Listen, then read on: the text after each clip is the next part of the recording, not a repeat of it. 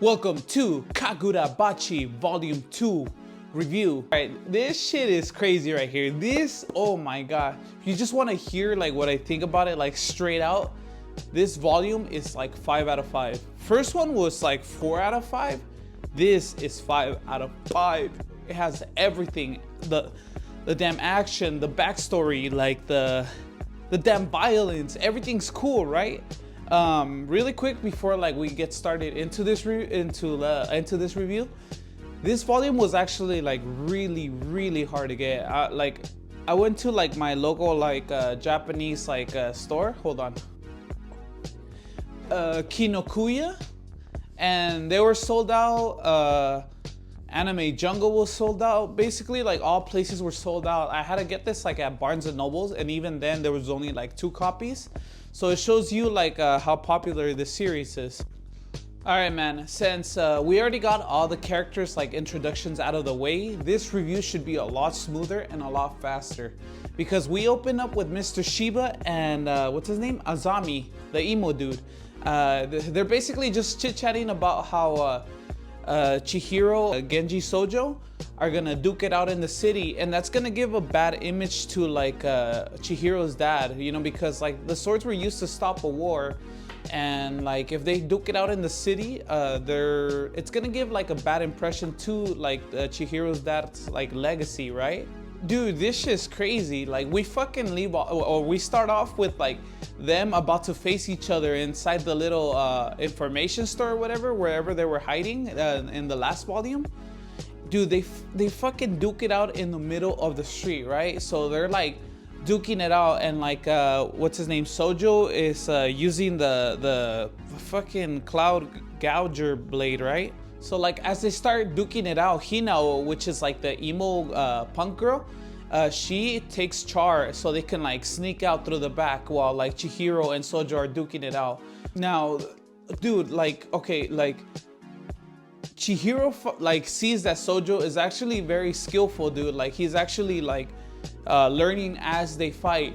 I'm not gonna like go too much into detail into the fight because it's actually really well drawn. And like it's something that like you guys should like actually like read it, like just to see the fight itself. And I'm very excited like when it gets animated. So like the main points to take away from this fight is that like they get Char out of the way. Sojo is a really skillful fighter. He's learning as he's fighting, and you find out that he has like this complex like idea of Chihiro's dad, because that fool, he kind of looks up to Chihiro's dad because of the enchanted blades. In his mind, he thinks that those blades were meant for evil, right? Like to kill people, mass destruction, right? And he wants to prove a point by actually like slaughtering all the civilians. But Chihiro actually fucking does the fucking, he does the best thing ever, and fucking like, since the cloud gauger can like unleash electricity, he actually uses his sword as a lightning rod to actually all that electricity that was gonna hit like the civilians and kill everybody gets absorbed into him, and he gets all the fucking blowout damage. It's crazy. Now Sojo and Chihiro have this conversation where like from Chihiro's side, his dad's swords weren't made like, he thinks that his dad's swords aren't made for like to slay people, right?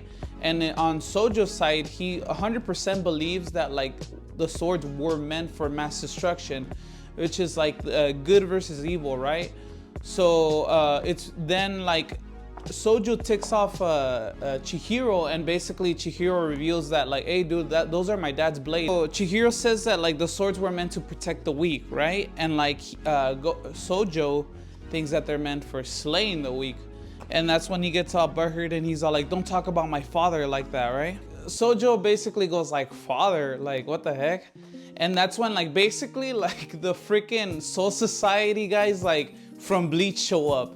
Well, they're not really Soul Society, but like they're very close to the Soul Society people. They even dress like them. It's crazy. They stop in and they like basically stop Sojo, right? Because at this point Chihiro's already beat up from absorbing like that thunderbolt attack.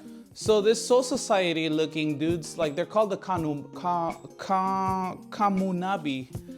and this is like one squad from like a bigger society, right? So I guess they were tasked to like stop the fight and capture. I want to say Gojo, but it's Sojo. Thinking of Jujutsu Kaisen here, and that's when Mr. Shiba and what's his face, the emo dude, Azami, show up, and that's when Sojo like basically he just like scrams because he goes like, dude, these guys are like too much for me right now. I'm already weakened, and like I guess Mr. Shiba and the other dude are actually like a lot more powerful than I originally thought. So that's when I guess it's revealed that the car that's getting away with Char, all Chihiro sees is Char's foot like sticking out, right? And then like he just like barges like in there. Like it's pretty intense because like they show that the foot was actually like cut off. It's just Char's leg, the little girl's leg. It's just like there, and Chihiro just like goes bananas and like he charges into the car. And keep in mind he's already fucking weak. And then like Chihiro, using that main protagonist like energy, just fucking rushes in, cuts everybody's heads off except I think the driver. He leaves them like a knife point, right? And it's like straight out of the fucking Batman, the shot here. Look at this shit. Look at that shit. Something in my ass. Look, yeah, well, that, right? So he basically gets information out of the guy like that he fucking kept alive, and he's like, my father's sword. And then like he thinks of Char, and then he just like faints, right? And then in the next scene, we just see that Char has the ability to regenerate, which at first when I was reading this, like the first volume, I thought that she was gonna be like royalty or something, but they actually want her for her regenerative properties, right? They wanna like extract the cells off of her. Yeah, so there's a reason why they wanna like extract like the regenerative cells off of her. It's because like the enemy has like the stone that they're able to do like the enchanted swords with, right? So that stone that they have is called Datenseki, right? And that stone, like you're able to do enchanted swords with. But the problem is that like Chihiro's dad was the only one that could actually like balance the stone, because I guess it uses like some of your spirit energy and it's able to corrupt you and basically blow you up, right? So Chihiro's dad was the only one that was able to make enchanted swords out of it.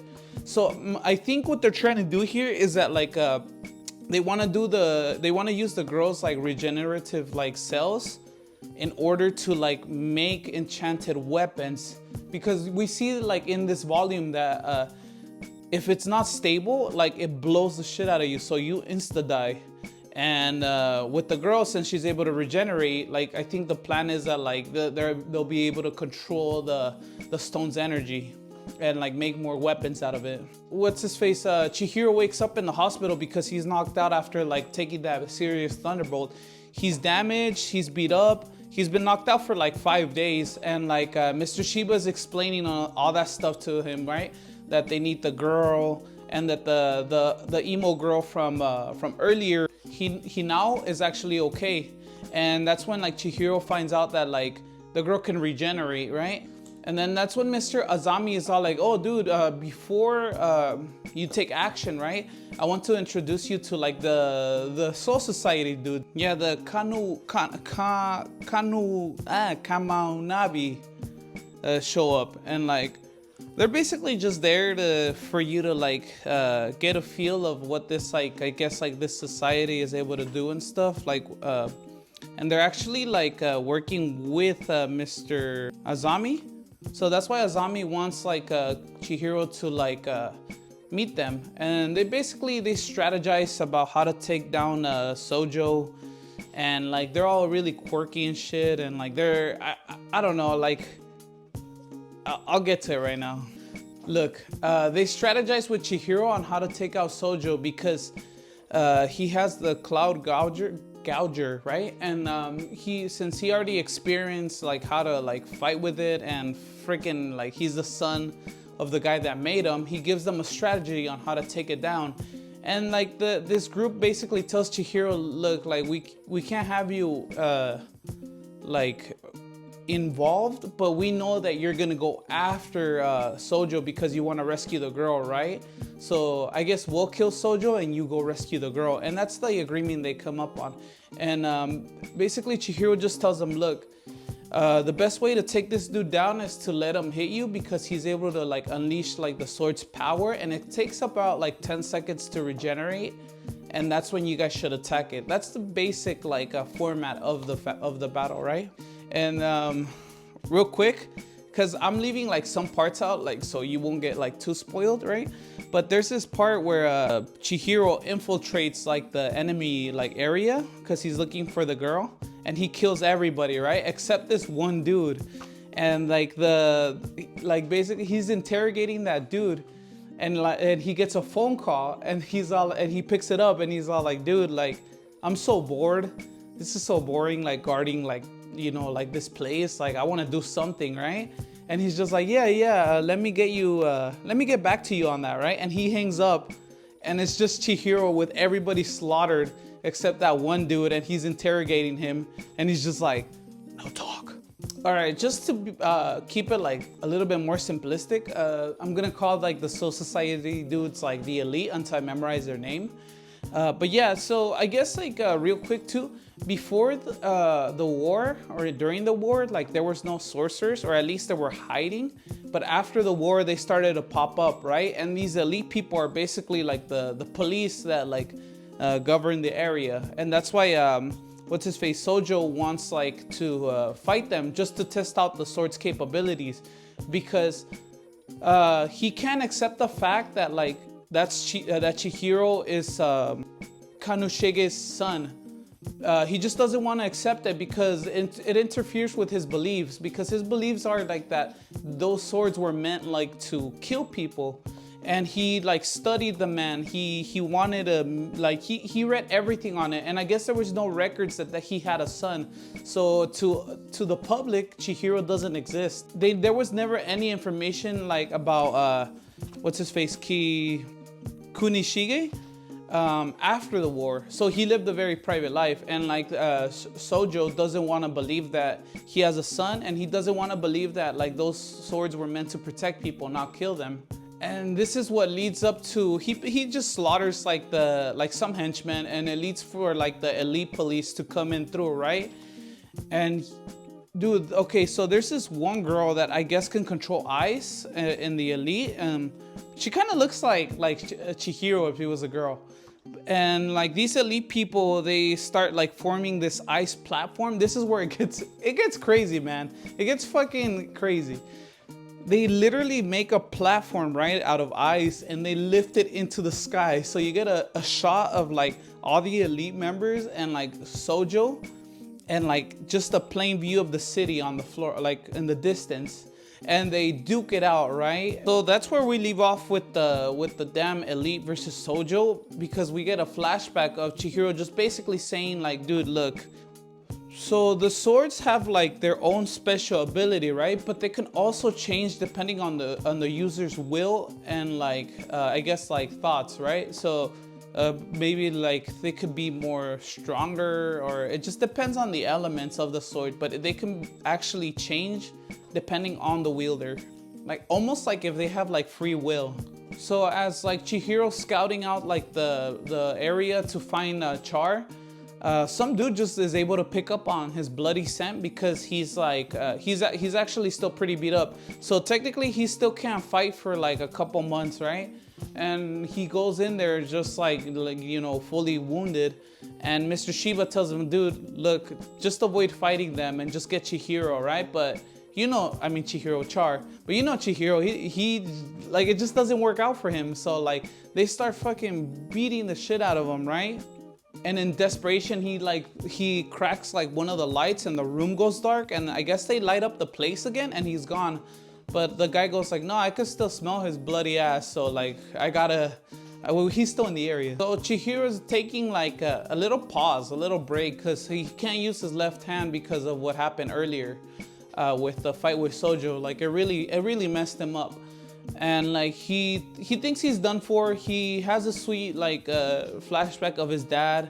It explains like I guess the sword's powers. It says Kuro long range attacks, Aka absorbing, and Nishiki cloaking, right? Dude, so this shot is like fucking cool, dude. I can't wait till they animate this. So he uses the Kuro sword, and like all these goldfish start popping around the enemy, and then like it says shred. So what it's gonna happen is that like he uses a lot of his like spirit energy instead of his physical energy in order to like actually like manifest himself and like kill everybody really quick.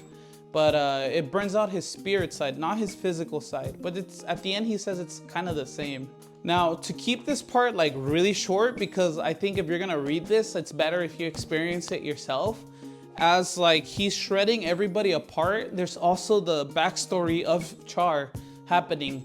And it's basically like where like the mom like wants to live a normal life. She has like Char and she gets kidnapped because they both possess like the healing factor, right? And so as like he's slicing his way through the enemies, like she's like kind of panicking and all these emotions are going through we find out that her mom helped her escape, and I'm assuming her mom gets killed even though she could regenerate. They don't really specifically say how they kill her mom, or they even say if she dies.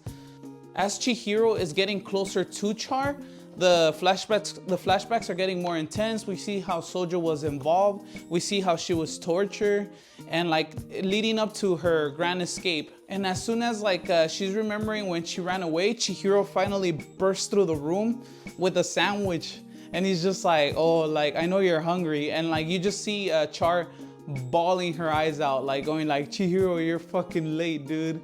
Yeah, so this girl went through a lot as he was trying to get to her. So it's intense, dude. As we get, dude, we're all right. It's only like this much left, right? Dude, this is like the best and the most intense part, because Char like regenerates Chihiro's like broken arm, and he's able to use like his body at full percent again. So Chihiro's backing up again. He's ready to fight. So we come back to like the elite versus Sojo, and like they're basically following Chihiro's like commands of like, hey, let yourself get striked. Once you get striked, you're able to like basically free attack him, right? This fucking battle was amazing. I don't know how they're gonna animate this, but it's gonna look great when it comes into animation, right? So the heroes like get the upper hand, right? And like they basically like corner Sojo, and then Sojo taps into like the blade's power, because like the whole point of this is that there's two sides to this, right? You got the good side and the bad side, and it like Chihiro within himself, he believes that these swords were meant to protect people, right? So with that in mind, his the Cloud Gouger actually accepts Sojo, like his ideals, like his way of thinking, his beliefs, right? And with that, like like how Chihiro says, like it basically like a sword can do like whatever the sword is able to do, but like it also like manifests a new thing that whatever the wielder's using. So he instantly changes the fight and he slaughters the captain, the guy with the glasses. He completely like slaughters him, and then like the dude with the mask, he like blows a hole through like right here, and like he just starts slaughtering the whole elite team, right? And these are supposed to be elite members. He fucking annihilates everybody. He like cuts some dude's arm off, and like I think only like one of the guys is left, because like after the battle, I guess he realizes that like that he's back to 100%. So he slaughters the whole elite team, and like the whole platform just falls into the ocean, and there's only like one survivor with his hand cut off. And he's like, oh, like dude, like I don't want to do this anymore. Like those swords shouldn't exist anymore. That's the last we see of them. Everybody's completely annihilated. Sojo like completely like flips their plan around, and he goes and runs off to meet Chihiro. And then we get to the final fight. Chihiro versus Sojo. This fight was very good. Like I'm talking about like very fucking well planned. So the fight actually says like it only lasted a couple minutes, but as we start off the fight, so you see them like duking it out outside the castle or whatever. But they're like sitting down, like the next panel is them sitting out eating sweets, and they're talking about like their beliefs, about how like Sojo believes that the swords are meant like for like killing people, and that he accepts that like Chihiro's actually what's his name, Kunishige's son. And like that's when like Chihiro goes like, dude, like the swords are meant to protect people. But then like he realizes that like the sword actually chose Sojo's beliefs, which actually opened up Chihiro's mind a little more about like these enchanted swords. But as they're talking, like the minutes go by, and then they show the fight, and then they go back to talking, and then they show the fight. So like they're basically like having a conversation, but throughout this conversation they're duking it out. As like Sojo is like understanding the sword more, he's actually gonna like land a lethal blow like onto Chihiro, but Chihiro like sacrifices his arm, so he gets his arm sliced off. It's intense. It was crazy. But thanks to that sacrifice that Chihiro made by like sacrificing his arm, he's able to actually like tap into his own sword and like just break the Cloud Gouger and like land a lethal blow to Sojo, right? And that's when like Mr. Shiba like pops in and like he goes he gets Chihiro. Sojo is like dying because he's trying to get, like after he gets beaten, he crawls all the way to where like one of the stones are at, like the stones that make the weapon, and he tries to grab it, but he blows up because like he just can't control it. And Chihiro just tell him like, you'll never be as equal as my father. And with that freaking explosion, Sojo's out of the manga. He's not coming back. Well, at least I think, right? Dude, that whole battle was intense. It was crazy. It was great. It was like, the drawings were good. The way it was set up, it was good. Like as they were chatting, like it would go from chatting to the action and then chatting to the action. It was very sophisticated. And then we find out that Azami, basically, he's like part of that one elite society. He's basically like, it's like the Soul Society, dude. Like, but like, and then they have different teams within those. And like he meets up with like one of the guys that survived the Sojo attack. So Azami has been secretly like knowing about Chihiro's existence, because to this group of people, they don't know that the guy that made the swords has a son. They don't know Chihiro exists besides Asami. And then like, so like the group that actually met Chihiro were Azami actually trusted. So the only survivor of that group tells him like, look, I don't want anything to do with this anymore. Like those swords shouldn't exist. And I'm not gonna tell like our leader that you know Chihiro exists. And then that's when we find out that the leader of that group is just like, look, there's a seventh sword out there that none of us knew about, right? And that's like one of the things that I was like talking about in the first book, that there were 6 swords, so the sword Chihiro has must have been a 7th sword. So what this group wants to do is basically hunt down the 7th sword, hunt down the other 6th sword, and hunt down Chihiro. And they basically, it leaves off with them sending their best, I guess like fucking Soul Society Reaper or whatever they're called. His name is Hiyuki. And then it says, they're calling for you. You've been granted permission to go. So yeah, that's how it's gonna leave off. Chihiro's going to be hunted down, and they were able to recover Char. They destroy the Cloud Gouger, and we'll see where it goes from there. So overall, Volume 2, fucking great, dude. It's better than Volume 1, and if it keeps this pace up, holy fuck, dude, I can't wait. So Kagurabachi Volume 2, 5 out of 5. Make sure to like and subscribe, and I'll see you guys later.